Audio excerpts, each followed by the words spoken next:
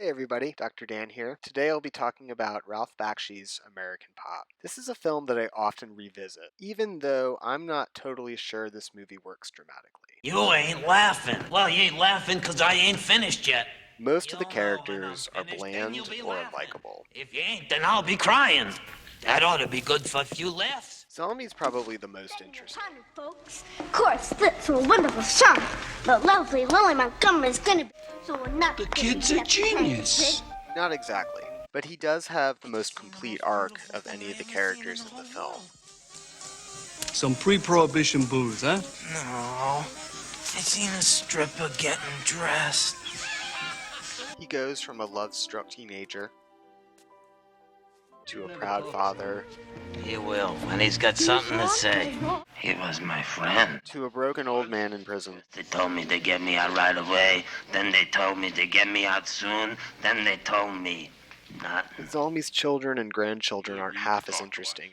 This country's been good to me in its way. Benny has a weird existential hipster thing going on, which goes about as well as you'd expect.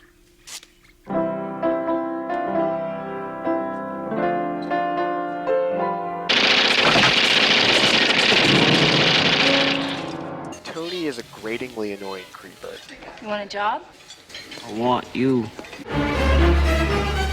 And Pete is just a straight-up drug dealer.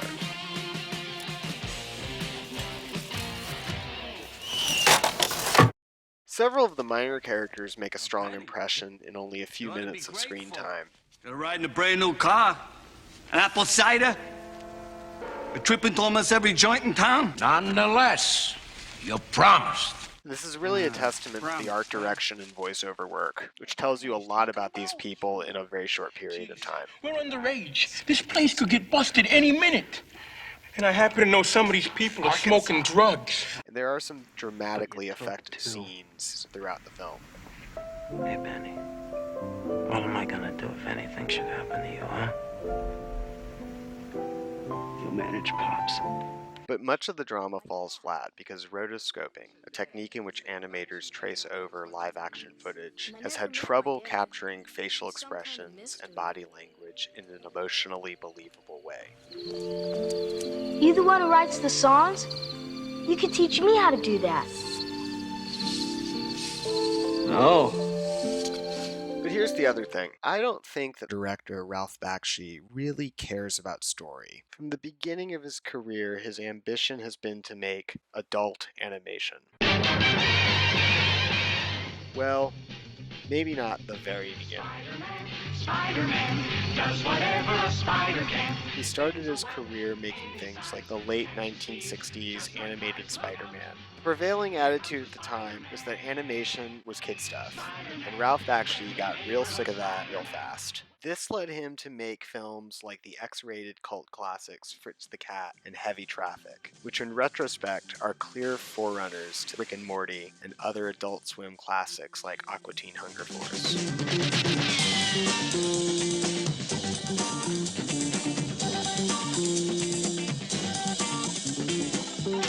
The same surreal spirit and mature themes pervade his 1978 adaptation of The Lord of the Rings.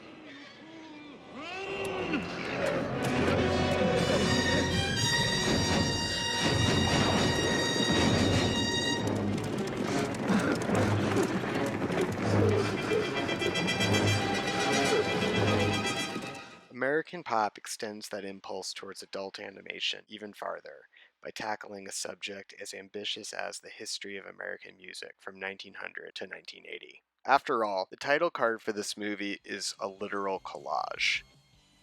And it ends with an abstract montage of images from American history. This ends up being a great metaphor for thinking about what the rest of the film is doing. It's the music I love. It's the music I love. The film explores the evolution of American music from 20s radio hits to 60s acid rock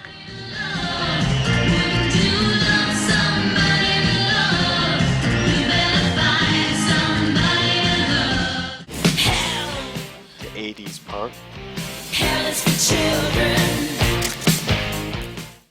before ending with some good old Bob Seger. Working on a night moves, trying to make some front page driving news. And Elvis Presley.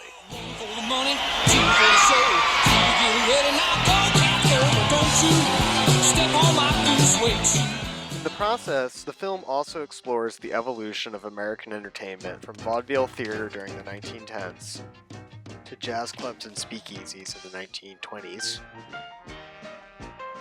to the cabarets of the 1930s to beatnik coffee houses. I saw the best minds of my generation destroyed by madness. And TV cartoons in the 1950s to psychedelic music festivals like Woodstock in the late 1960s to whatever people did in the 1980s. And the film even charts a number of movie genres and styles.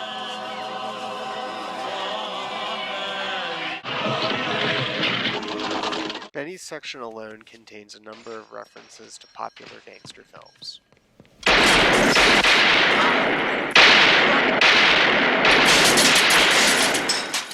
Including direct references to the 1932 version of Scarface and the 1972 classic The Godfather. And it repurposes footage from old combat documentaries.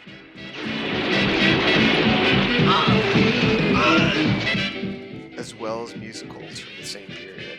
The film is also a compendium of different styles of animation. In addition to the relatively realistic rotoscoping, you have still cartoons.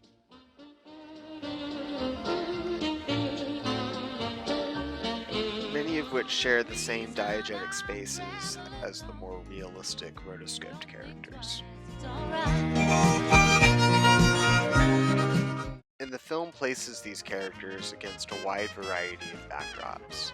Black screens give way to neon abstractions.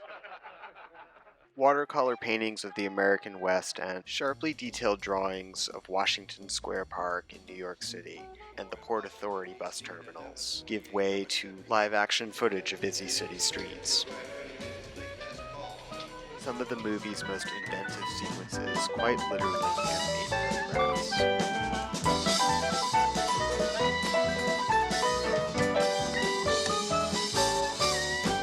You can't make any money if you don't finish the song. Oh, don't you know I don't need no money? All I need is love. You might be wondering what good is all of this stylistic innovation if the drama isn't that involving.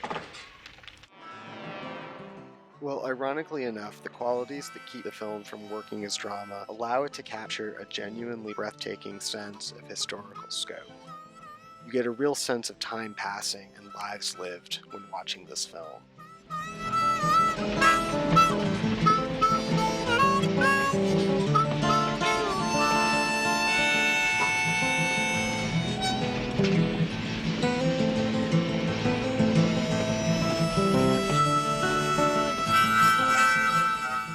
In fact, this is one of the reasons why the movie has to be animated. It would be impossible for a live-action film to cover this much ground. And not just because it would be too expensive to recreate the period mise-en-scène for 80 years of American history. This train doesn't carry my mother well, this train. The changing styles of animation in this film resonate with the rapid changes in musical style that have documented this.